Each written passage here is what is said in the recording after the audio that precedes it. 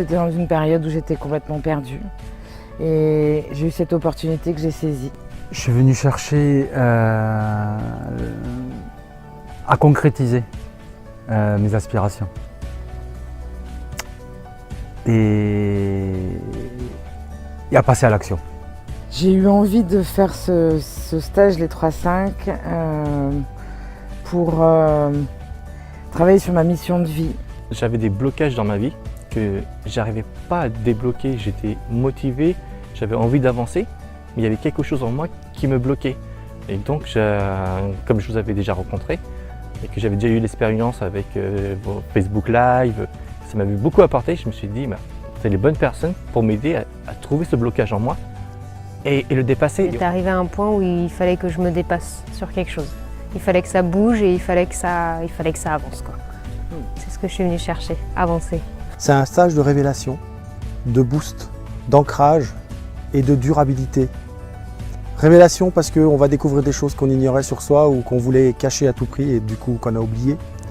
Boostage parce que on vous redonne de l'énergie, on vous donne notre énergie, on vous la transmet, donc ça vous rebooste. Passage à l'action parce que vous allez avoir des actes à faire.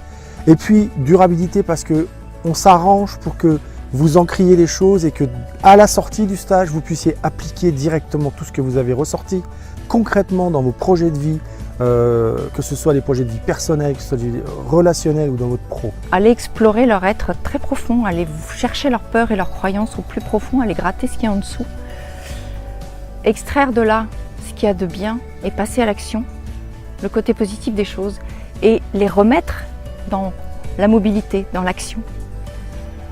Et troisièmement, le côté waouh, c'est à la puissance, c'est-à-dire que derrière ça, il y a la transformation, vraie transformation. Tous les exercices m'ont apporté des réponses. Maintenant, le dernier exercice de constater le chemin parcouru m'a fait réaliser la capacité qu'on peut avoir à transformer. Le défi du samedi soir sur aller en ville, crier et sauter devant du monde en fait pour faire abstraction des autres.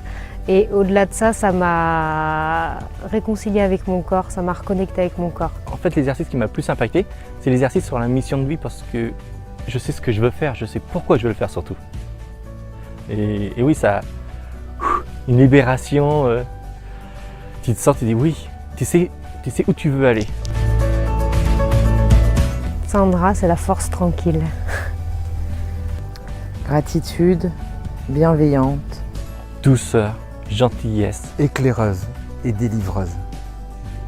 Sandra m'a éclairé et délivré. Sandra, c'est la puissance légère. Elle n'a pas l'air comme ça. Et en fin de compte, quand elle se laisse aller à suivre son intuition et à livrer son intuition, elle est décapante, elle est impactante. Et souvent, ça ramène les gens devant leurs responsabilités et devant ce qu'ils ont à faire.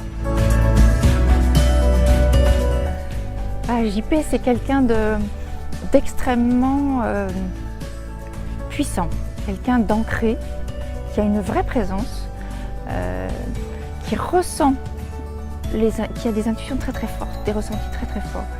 Donc il va aller sentir chez vous ce que même vous ne ressentez pas ou que vous cachez la plupart du temps.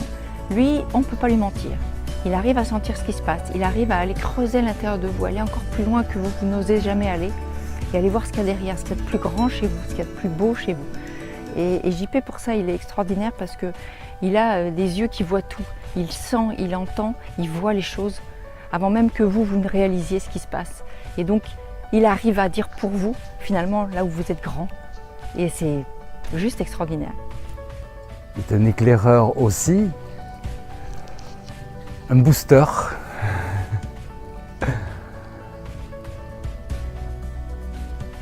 Un influenceur, j'ai envie de dire, mais dans le sens de celui qui est en face. La bienveillance féroce. force et bienveillance. Un ours bienveillant. Quelqu'un qui te fait un électrochoc, mais avec une telle gentillesse que du coup, ça bouscule juste le mental pour toucher ce qui est important et se dépasser soi-même. Je suis souvent vidé après un stage comme ça, surtout quand il a été intense, avec tous les beaux déblocages qui se passent, toutes les émotions qu'il y a, etc. Ça tire beaucoup d'énergie et fatigué. Fatigué mais content, fatigué, boosté. C'est une bonne fatigue en fait. Mais vraiment, c'est mon essence, c'est mon carburant de faire ces stages. Ah, moi je repars avec de l'amour, avec un truc, c'est quelque chose qui m'envahit, qui est très très fort.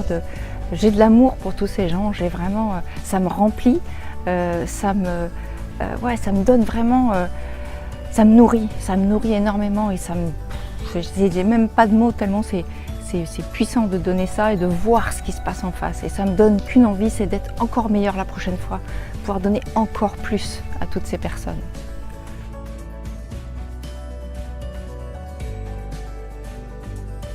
Le soi, l'ancrage, Sur moi, c'est me reconnecter à mon corps en fait. canaliser mon potentiel. Que je peux être dans la lumière, que je peux y arriver sans avoir besoin d'une tierce personne ou d'un objet extérieur pour me donner la confiance. Et ben, je vais passer à l'action, créer mon entreprise, enfin mon association et commencer à mettre les projets que j'ai dans la tête dans le concret, quoi. L'oser être soi. Une confiance en mes capacités en moi. Je me suis vu dans le miroir et déjà ça a fait quelque chose.